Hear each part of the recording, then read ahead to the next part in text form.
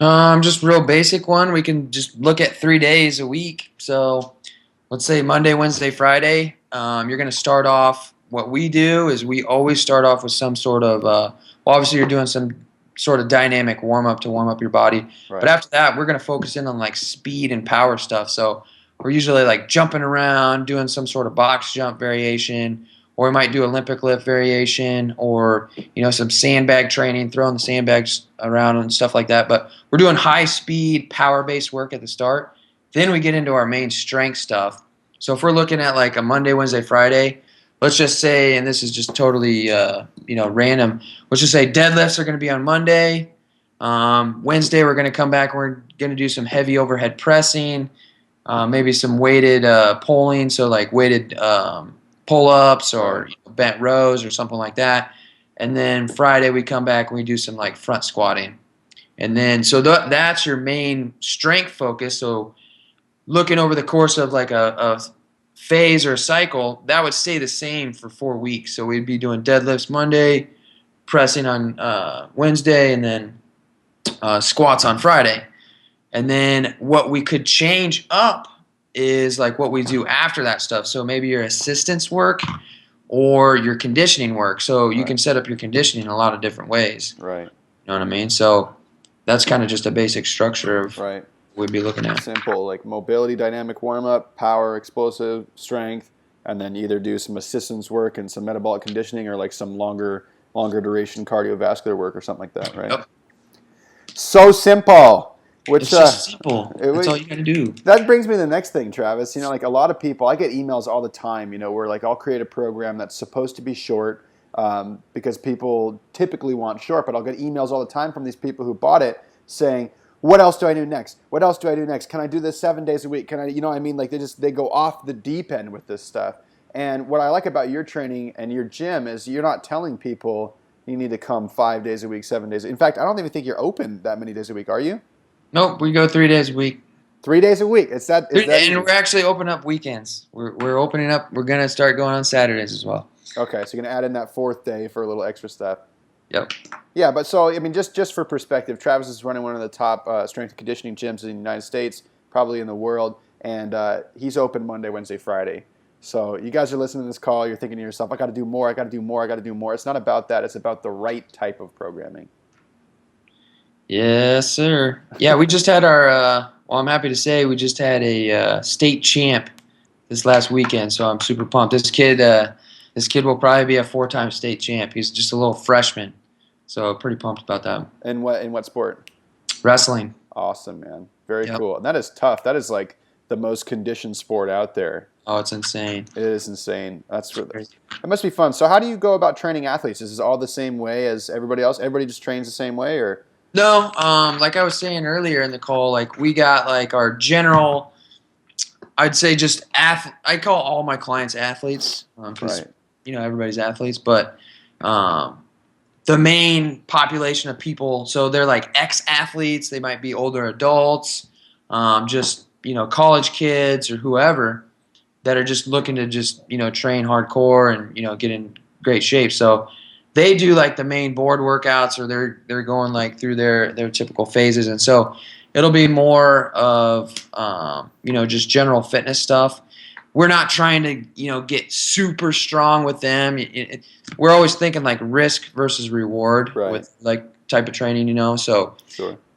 do you seriously need to go for that 500-pound deadlift, right? Is that It's going to like benefit your how sport? how much is that going to benefit you? And sometimes we get crazy in there, but I just want to make sure people are training safe and going hard at the same time. But then, yeah, for the athletes, it's tailored a little bit more. So for like football players, we might focus more in on adding a little bit of bodybuilding type stuff in there for the assistance work.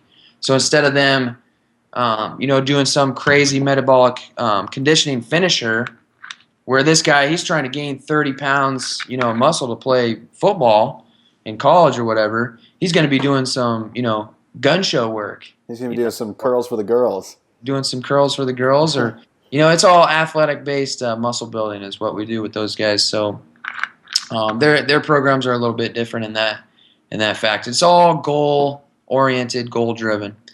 That's like the first question I dig in with people is, what's your goal? What are you trying to achieve? Yeah. So That's important so that you know where the end of the road should be so you can program correctly. Well, man, you mentioned something real quick there, and then I got one quick final topic and then one more final question, and that's the curls, man. I hate how people have bastardized curls because they say, oh, it's not a functional exercise. They say you're grabbing something from your hips and you're bringing it to your shoulders. To yeah, me, that's a pretty functional. If you've never lifted a concrete bag to your shoulder, then you don't realize how functional like a curl or like a thick bar curl or a cheek curl or a sandbag curl can be. yeah, yeah. So, anyways, just wanted to drop that out there because it pisses me off when people say no to curls because I actually really do There's like that always a exercise. place for curls, man. There's always a Always.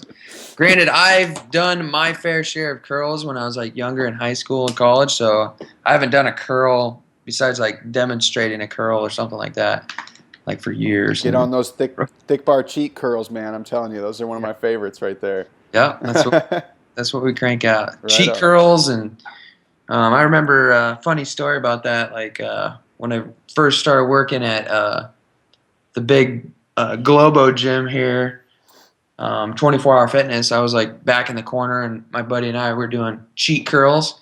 Some guy came over. He's like, he thought we were like doing hand cleans or something. And he's like, you guys should probably flip your hands over. We're like, we're doing cheek curls, man. That's funny. Oh man. Well, let's talk about one more thing, Travis. So you got a thing going on at your gym, your online community, sign off lines in your emails. You talk about going 110% ham.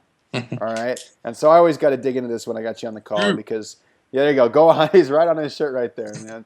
So first of all, what is 110% and what is ham?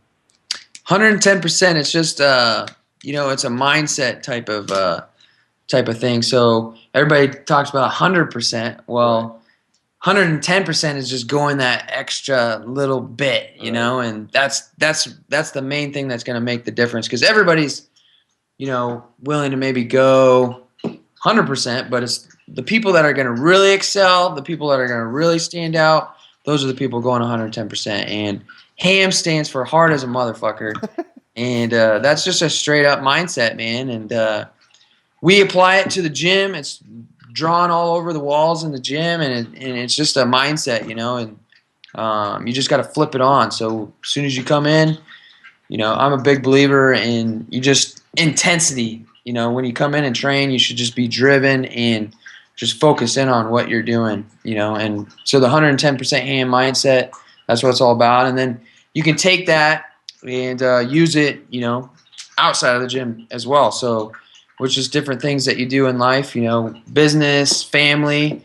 I'm going to go 110% ham for my family, you know what I mean, and make sure I provide for them and stuff like that. It's all about a strong mindset and just being driven and focused and motivated and not letting anything really stand in your way.